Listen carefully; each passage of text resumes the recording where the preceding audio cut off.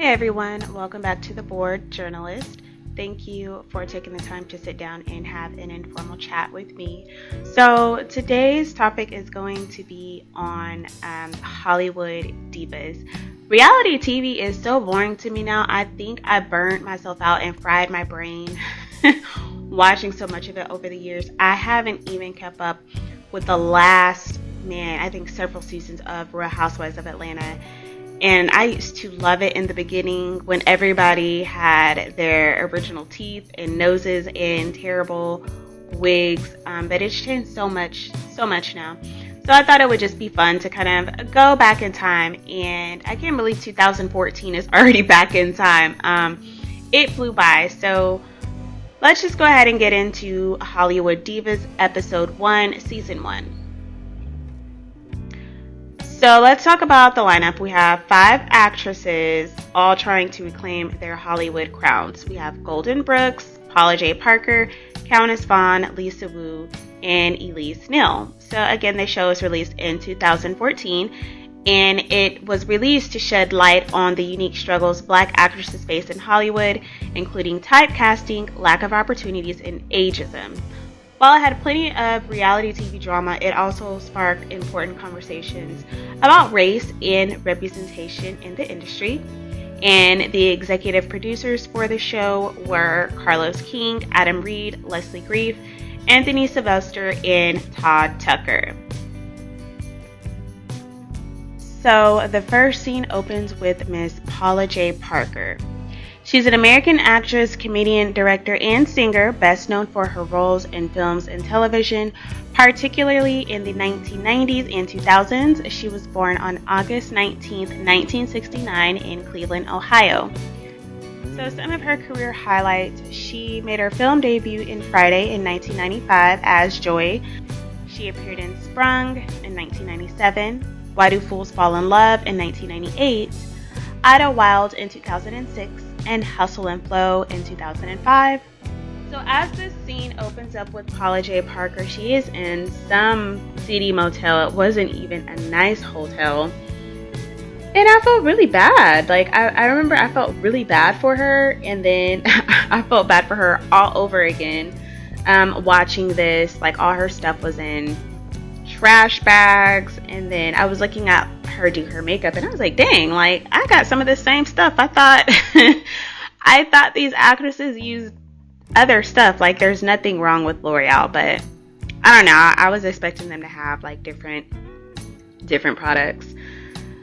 But she was just living, like a regular person. She buys her off-brand Kroger mustard just like the rest of us. And here she is talking about basically how she felt like she was blackballed for marrying Forrester because she married a quote-unquote outsider, and she wasn't supposed to do that. She said that Black Hollywood is just very cliquish, and she just felt like, I guess because she chose her heart over her career, that it was just very unfair for her. Alright, the next scene we have Countess Vaughn. So Countess Vaughn has been in the game for a long time. She gained early recognition as a star on Star Search, and she won the Junior Vocalist Championships. And then I know her from playing Kim Parker on Moesha from 1996 to 1999, starring alongside Brandy, and then she reprised the role in the spin-off The Parkers from 1999 until 2004, where she starred opposite Monique. Her other appearances include being on 227 and Hanging with Mr. Cooper and Rock. In 2006, she appeared on Celebrity Fit Club. So in 1992, Countess released her self-titled R&B album, which featured singles like Wait for Me. Vaughn has been open about her struggles with weight, self-esteem, and health issues, including complications from a botched cosmetic procedure. So in the next scene, it's Countess and Shar Jackson. And if y'all don't know who Shar Jackson is, if you didn't watch The Parkers or Moesha, she used to be in a long-term relationship with Kevin Federline, and Kevin left her to go be with Britney Spears. And she was also on Celebrity Fit Club too. But anyway, so they're both in the doctor's office. They are so hilarious together. So they're in the doctor's office with Dr. Matlock, and Countess says that she wants lipo and a tummy tuck. So I feel for Countess. Just in that time, we're in the 90s to the early 2000s, being thick, I don't care what no one says, being thick was not it. And Countess wasn't even fat to me. She looks like she's just really short. Like, do y'all remember Snooki from Jersey Shore? I would never say she's fat. They're just short. And the shorter you are, you know, you could just only weigh like 120 pounds. But when you're that short, it just doesn't distribute. Yeah, I don't know, you just look heavier. But to me, Countess has never been fat, but she has a thyroid issue that affects her voice, and it affects her weight. But I always thought she was a pretty girl with a beautiful voice. Alright, and so in the next scene we have Miss Golden Brooks. So Golden Brooks is an American actress best known for her role as Maya Wilkes on the hit sitcom Girlfriends from 2000 until 2008. She was born on December 1st, 1970 in San Francisco, California. I'm still mad that Girlfriends never got the proper ending and they haven't made a movie. Like, at least make it a TV movie or something. I want to know what happened. I was such a huge fan. Like, I was so mad whenever they left me on the edge because of the writer's strike.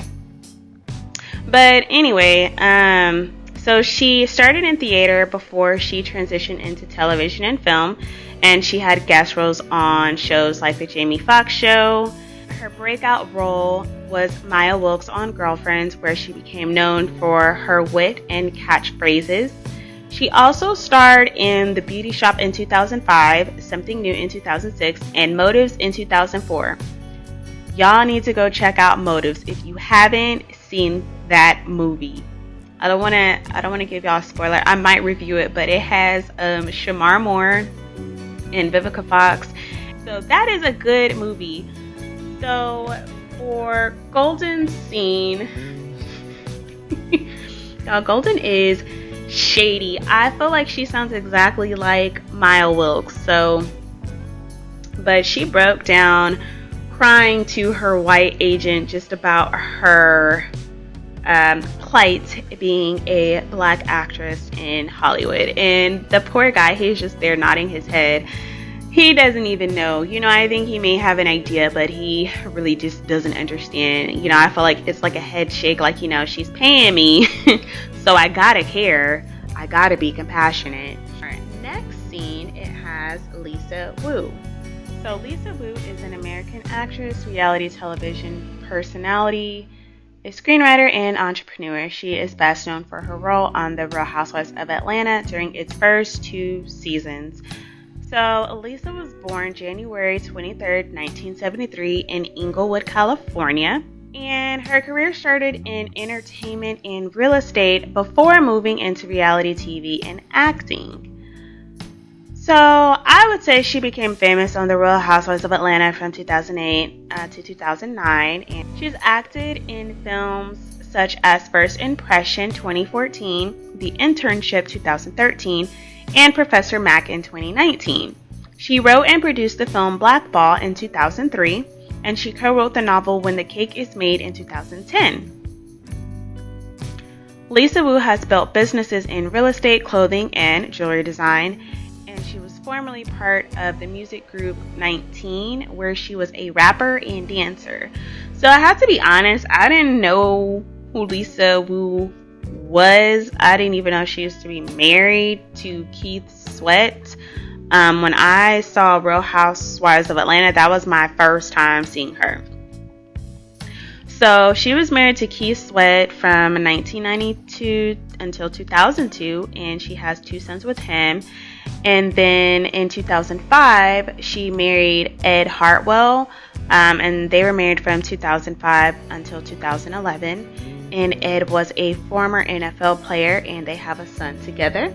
So Lisa's scene opens with Todd Bridges. The Todd Bridges from Facts of Life.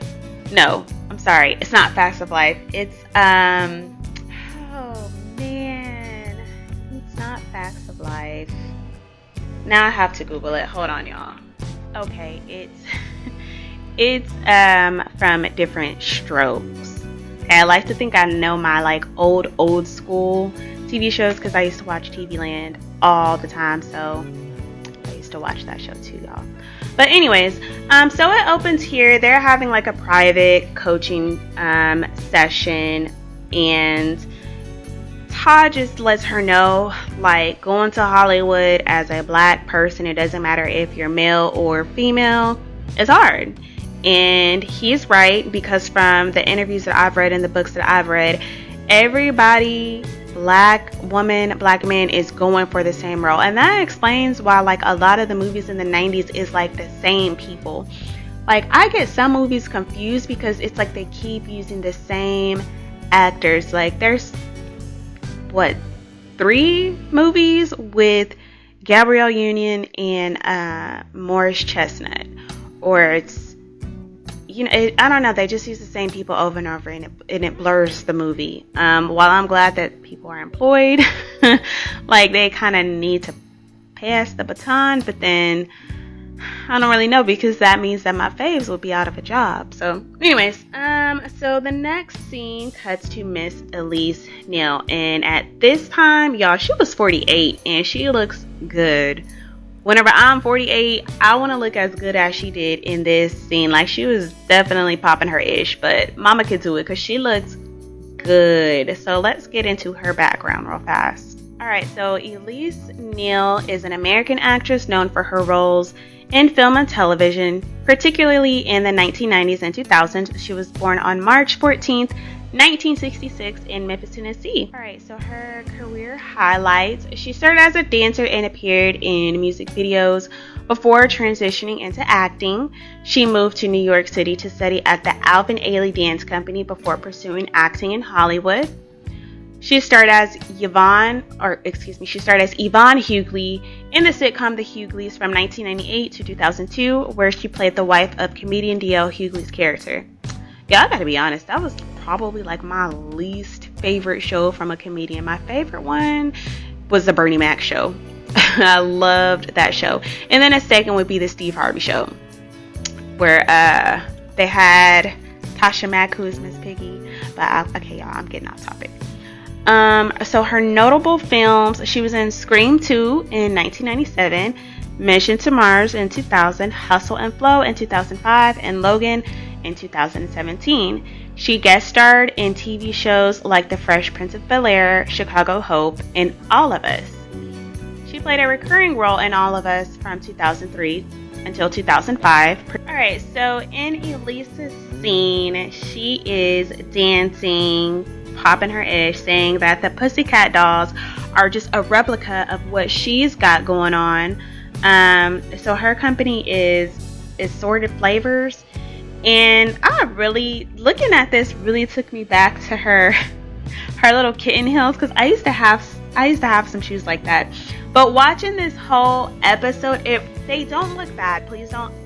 They don't look bad. I think it was just the aesthetic at the time, and it's just making me think of like Wet Seal and Charlotte Russe and Ruse 21. I don't know, I just felt like it was just stuff that me and my friend would wear at the time, which there is nothing wrong with that. Don't get me wrong, but when I think of Hollywood, I just think of I don't know, just this super expensive stuff. And who knows, maybe their stuff was super expensive. But even if it's not, I mean, they still look cute. I'm not talking about their fashions. It's just, I just feel like our closets look the same and we shopped at the same places, if that makes sense. It's not. So, you know, she's dancing or whatever, and then she takes a break, and then Paula comes in, and Paula just brings down the whole mood. It just seemed like it was really happy, and then it got really dark, and She tells Elise that she's been homeless. And they haven't talked in 8 years. So I'm thinking this was after the Hustle and Flow movie when she says that she got blackballed, that they hadn't talked. And Elise was like, I feel like you didn't get blackballed. You did it to yourself. And like, I understand that you and Forrest were in love, but it's also kind of similar, I think, or maybe it's different to Candy and Todd, right? If you're familiar with their story, it's kind of like you're not supposed to get involved with the quote unquote help, because it's just frowned upon in that industry. But yeah, Elise was like, I'm glad that you're happy, but I'm assuming that she must have just been flaunting it all over the set of Hustle and Flow. And I won't lie, I hadn't seen her. Now that she mentioned it back then, I had not seen her really in anything since Hustle and Flow. But the shade is just, I don't know if that's just Hollywood, but it's like they are shading each other back and forth. I don't know if this was just for the cameras, just to boost the ratings, but I'm like, y'all are friends? I would never want a friend like y'all. So Paula lets Elise know that she is putting together a short film and she wants Elise to be a part of it. And then, Elise says that there's some other girls, and Elise is like, are they on our level? What I will say is Elise does kind of seem, kind of old school, where she takes her craft extremely seriously. So I can understand why she wasn't crazy about Lisa getting in there, but we'll get to that later. So the next scene, Countess meets Golden at an improv class, and Golden really does give like Valley Girl stuck up vibes, I'm not even gonna lie. So they're given a topic, it's Tuesday and and Golden says, I don't like your eyeshadow to Countess. And I was like, I love Countess, but it's just a little loud. So anyway, Countess explains, it's been a while since they've seen each other. They hadn't seen each other since like the Parkers and Moesha. So I remember Golden had like a brief scene. She was a bartender. I think she was a bartender on the Parkers though. But anyway, so Countess explains that Paula is having a get together and she would like for Golden to come. And in the scene, I like Countess's bangles. Like I said, they are just dressed real relatable. Like, it reminds me of the bangles that you get from the hair store. Like, if you're a black girl, you know what the hair store is. I mean, I guess it's actually called a beauty supply store, but I just call it the hair store. So anyways, in the next scene, Lisa and Paula, they meet at a park. And Lisa is calling Paula Miss Seeley because she's walking up with the umbrella. So Lisa says that, she wants to be taken seriously, not just because of her looks, but because of her talent. And Paula is just talking about, like, you're beautiful, you're going to book roles, but there are mean girls, but you don't got to worry about them hoes. And so Paula kind of sounds like a pimp. Like, she almost sounds not quite like a pimp, but y'all remember Ahmad from Soul Food, where he's like trying to gather everybody together for Sunday dinner? That's what Paula gives here. So Paula lets Lisa know that she's working on a short film, and she wants and she wants Lisa to be a part of it. So the last scene, everybody meets at, I think the restaurant is Viscery. It's either Viscery or Vickery. So everyone starts to meet there, and it's Paula, Golden, and Countess. And so Paula, she's like, hey, how are you to Golden? How is everything? And then Paula brings up this incident where Golden's friend throws a drink on her. And I haven't heard this. I was like, when did this happen? I'm like, Countess, like, who are you talking about? And Golden was like, girl, it's been 10 years. I don't remember this. And I was like, yeah, because you're not a Leo. Man, we hold grudges. I'm talking about, I'll be nice, but I ain't forgot nothing. But I wouldn't. I was laughing because I was like, I wouldn't have bought it up, but I haven't forgot. So I feel Paula on that. I wouldn't have bought it up though. And then Countess, she discusses her new relationship, but she says that before she gets married, she wants to be a certain size and that she wants to get lipo. And Golden was like, lipo for what? You gained it back already. You need to lipo the inside. And I was like, ouch. Because it's easy to say what somebody should do when you're not in that predicament. And Countess has health issues, so I could see, it's not as easy. Maybe like now, back then, they didn't have, Ozempic and semaglutide and, all that other stuff. And to me, she's never really been that big to where she's had to do anything drastic. I just think it's the medications that she's on that make her inflamed. And then she's a mom. She's had kids, and when you're a little bit on the thicker side and you have kids and then you don't lose that weight, it's a little bit harder, to get it off. So I could see why she wanted a little lipo. Like, Golden didn't have to say all of that. But after that, I did make a note. I liked Golden's wedges here. So I used to work at the mall years ago, and I remember buying a pair of wedges from one of them bootleg stores. I don't know if it was Rainbow Aura, but like when I say they were just real relatable here. So Elise shows up, and then Lisa walks in, and I felt like they were just being so fake. Like they were just giving Lisa, I wouldn't say they gave her a death stare, but they were like, what is she doing here? She is not like us, literally. Everybody except for Paula, not even Paula and Countess, it's just Golden and Elise. They kind of just start grilling Lisa on her credentials. They're stating off their credentials, and basically they're trying to say that the girl is not qualified to be in this short film. I've never seen this short film,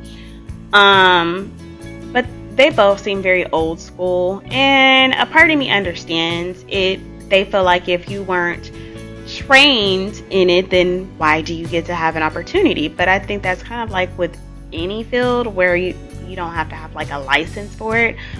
Sometimes that's just the way the cookie crumbles. Sometimes it is about looks, or it's about clout, or it's about followers, and why you might have trained, why you may have more credentials, why you probably do deserve to be in a spot over other people.